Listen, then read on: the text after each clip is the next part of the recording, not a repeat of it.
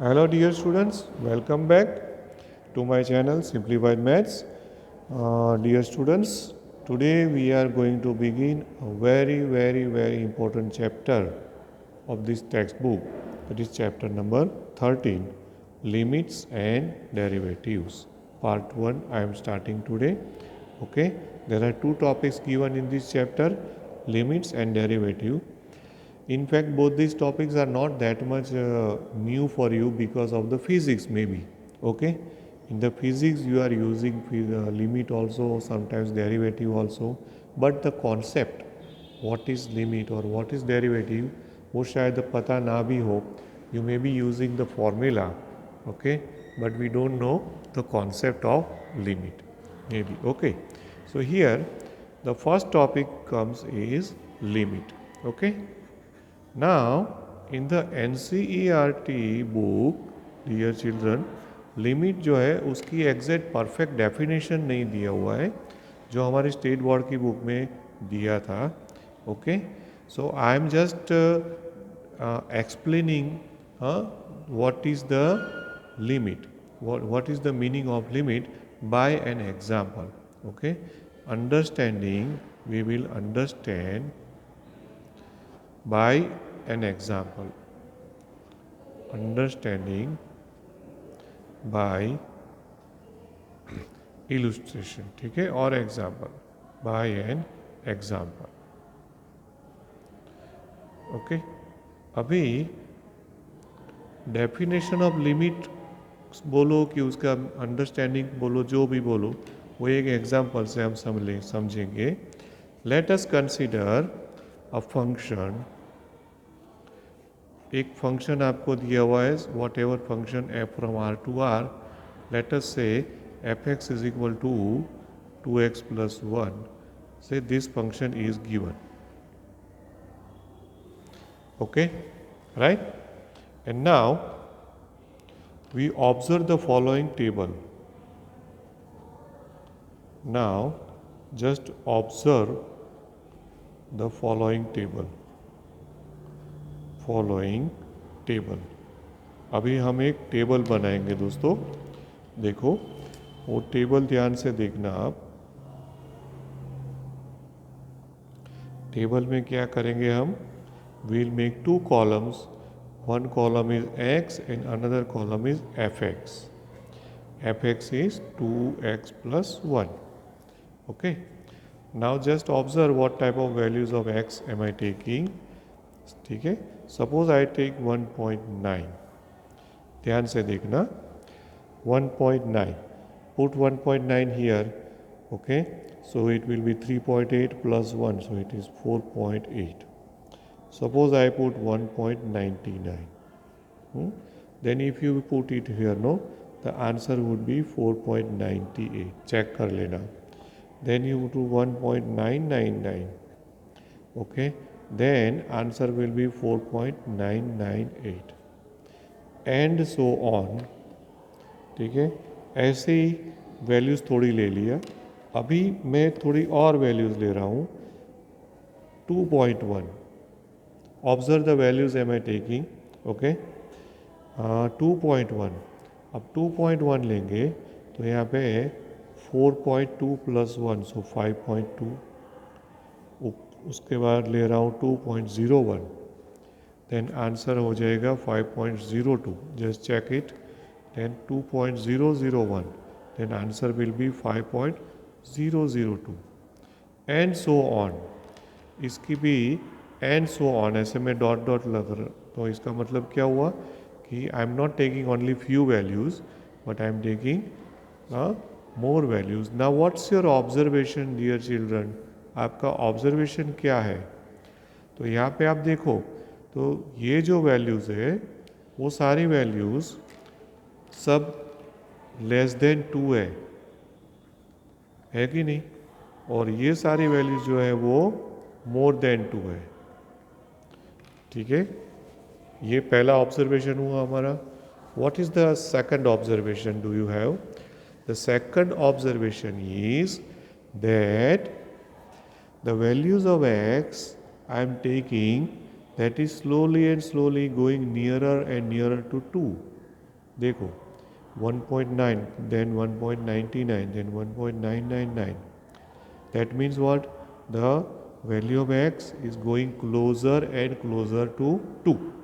Same way here, 2.1, 2.01, 2.001, isn't it? So that closer and closer is the concept of limit. और उसको mathematically we say it is tends to, क्या बोलेंगे हम? Tends to. Okay, so what is we observe in this table? We observe that as value of x tends to 2, x की वैल्यू जो है वो किसको अप्रोच कर रही है? Closer and closer to 2. That means tends to 2. Then what's your observation about the second column? What about the fx answers? So you can see that the answer of fx are going closer and closer to 5, isn't it? 4.8, 4.98, 4.998, 5.2, going closer and closer to 5, 5.02, 5.002, isn't it? So what you can say is, as x tends to 2, the value of fx,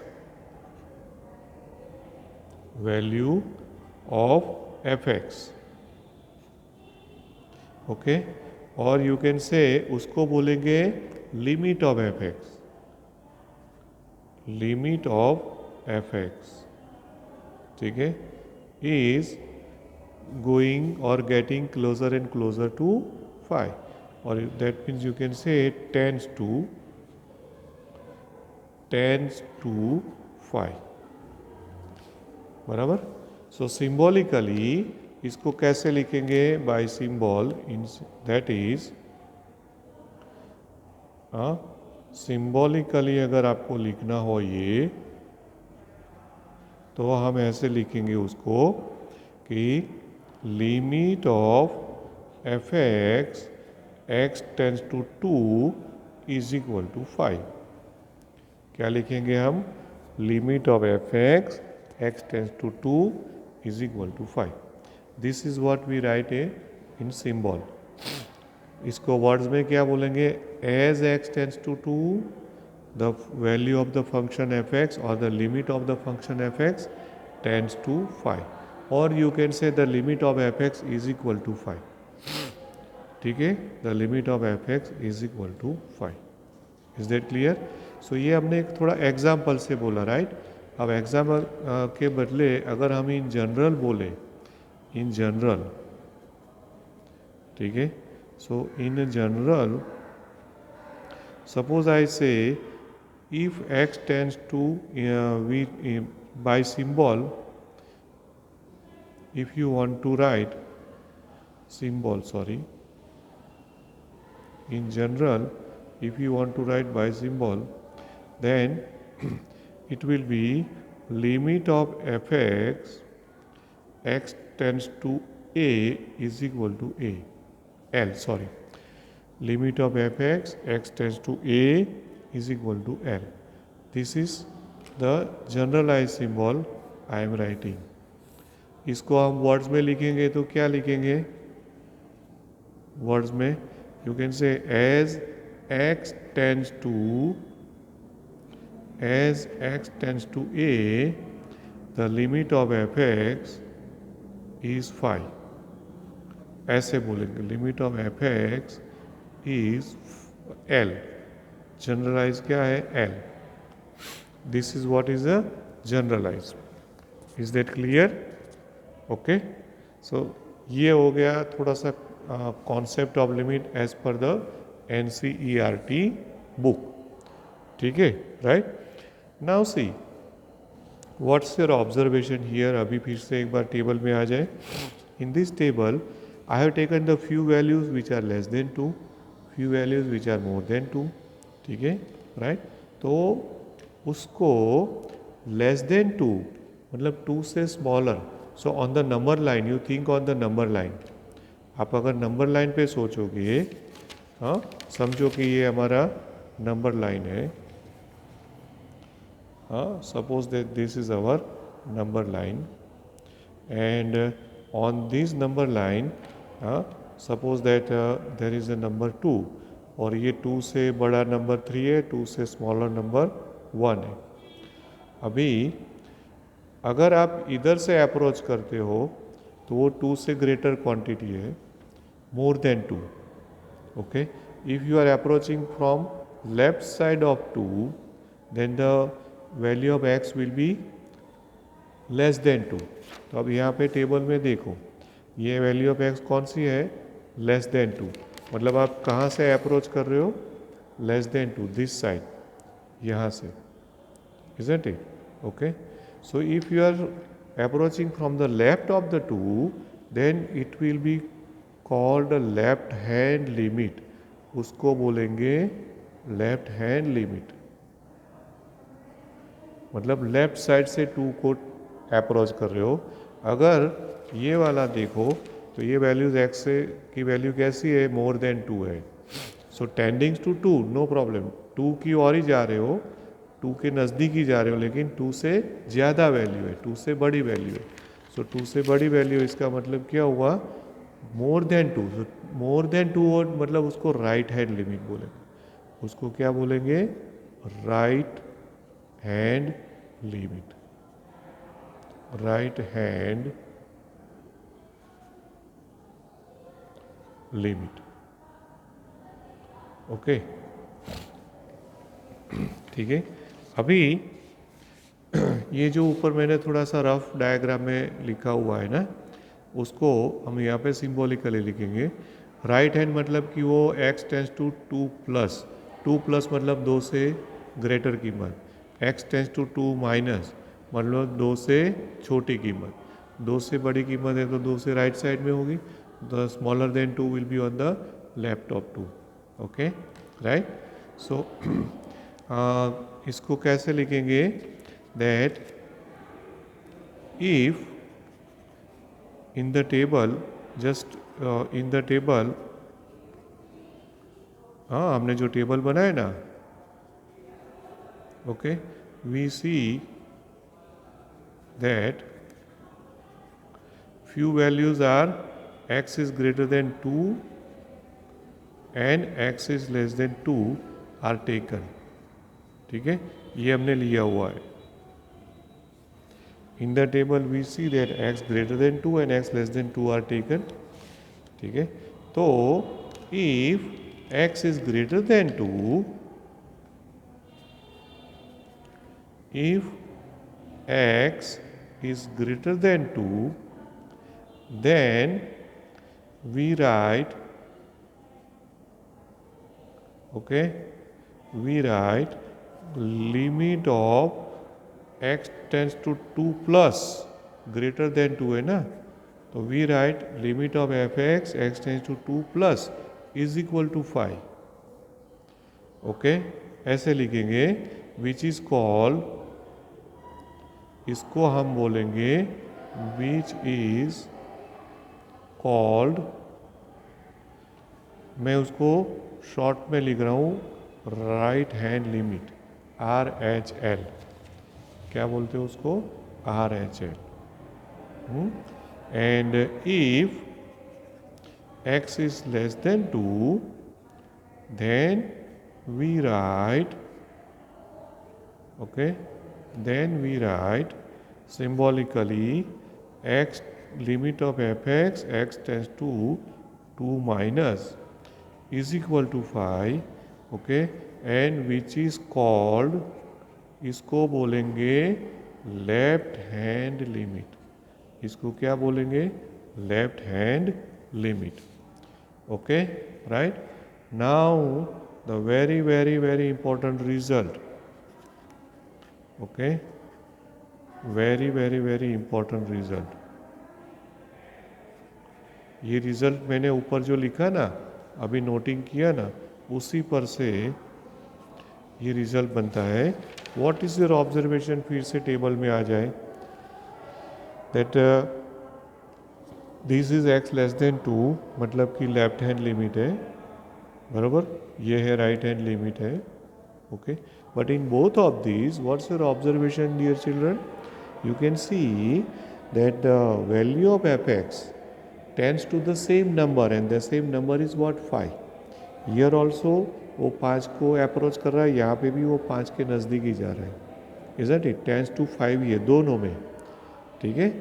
So that is the necessary and sufficient condition for the existence of a limit of any function.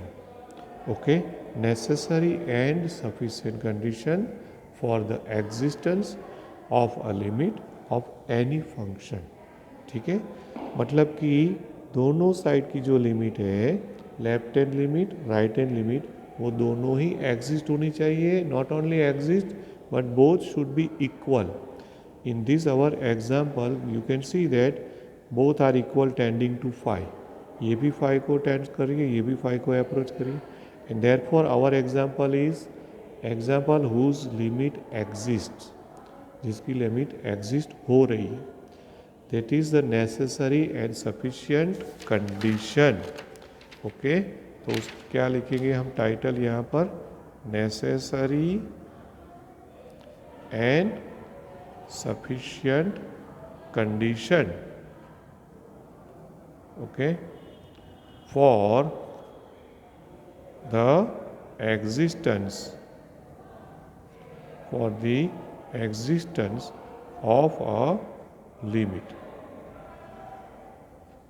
Okay, ये condition क्या है? अभी अभी हमने बोल दिया already that if limit of fx x tends to a plus. What do you mean by a plus? Right hand limit. a plus, आप थोड़ा लॉजिकली सोचना है. a प्लस a से ज़्यादा, तो a से बड़ा तो नंबर लाइन पे राइट हैंड साइड पे जाएगा, तो ये राइट हैंड लिमिट हो गई.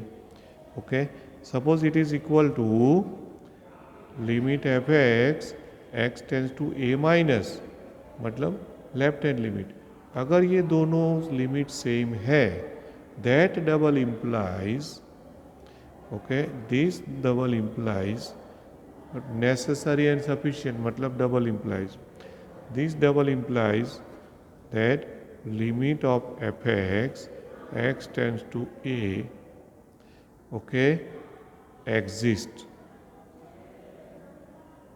ओके, ये उसकी कंडीशन है कि ये एग्जिस्ट हो, उसकी ये कंडीशन है. और नेसेसरी एंड सफिशिएंट का मतलब vice versa, converse also true, that if limit exist then both the limits, left hand limit, right hand limit must be equal. And conversely if both the right and left hand limits are equal then the limits must exist. Okay, right. So that is, इसको फिर हम क्या लिखेंगे? That is limit of F x tends to a plus is equal to limit of fx x tends to a minus is equal to, now both of these are equal, left and right hand limit, left hand limits are equal. तो हम दोनों को ऐसे differentiate नहीं करेंगे और you can simply write limit of F x tends to a. क्योंकि ये दोनों सेम है तो फिर उसको डिफरेंशिएट करने के बजाय हम क्या करेंगे? Limit of F x tends to A we will write down, और उसको सिंबॉलिकली हमने एल भी बोला हुआ है. ठीक है, L. Is that clear? Right. तो ये हो गई नेसेसरी एंड सफिशिएंट कंडीशन.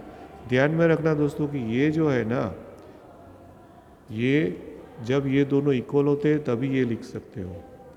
ये कब लिख सकते हैं हम? Limit of F x tends to a, if this both are equal then only you can write x tends to a, नहीं तो अलग अलग लिखना पड़ता है.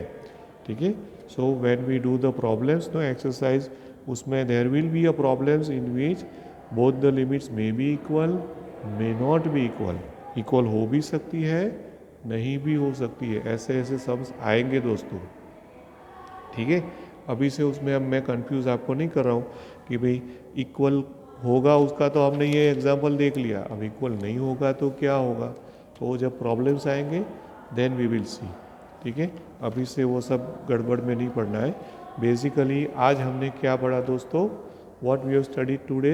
Only one point, and that's a understanding of limit, concept of limit. ठीक है, एक ही बात हमने आज पढ़ी है, और concept of limit we have done with an example. Not only the concept of limit but also we have seen the left hand limit and the right hand limit. Left hand limit, right hand limit भी समझ लिया symbolically. और then very very important result, and what is that result is necessary and sufficient condition, necessary and sufficient condition for the existence of a limit। ये भी हमने देख लिया। ठीक है ना दोस्तों, right? So hope you are clear और थ्रू इन दिस टॉपिक दोस्तों, क्योंकि अभी इसके बाद आगे जब जाएंगे तो सब लिमिट की फॉर्मूलाज और सम्स वो सब आएंगे, that you will feel much easier than this concept. Okay दोस्तों, right? So till then, thank you very much. Have a nice day. Bye bye.